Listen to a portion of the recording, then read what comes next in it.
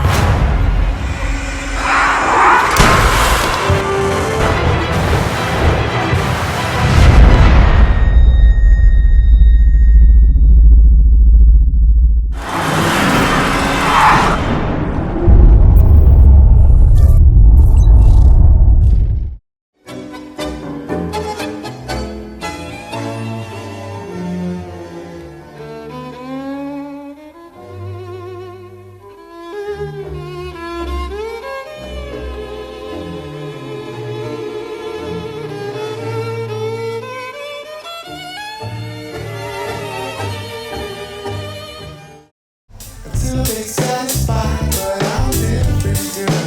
I'm a sick with you, girl. I'm working that about so time. I'll be on the grind. My mission, girl, is to rock your world. Oh, free, free. Make it love like a cigarette, girl.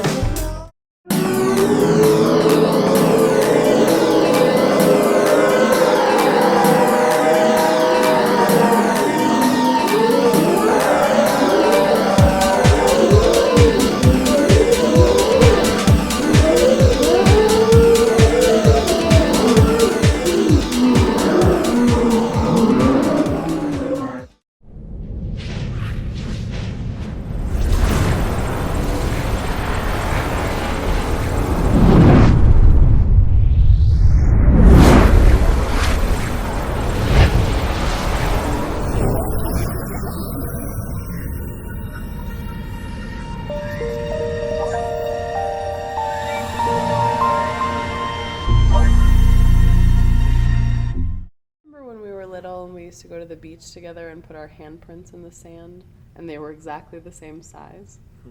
You got such a kick out of that. Call? Tails? Heads. 6? I remember when we went to the beach, I used to love being buried in the sand. Oh yeah. I liked the weight of the earth on me. Weirdo.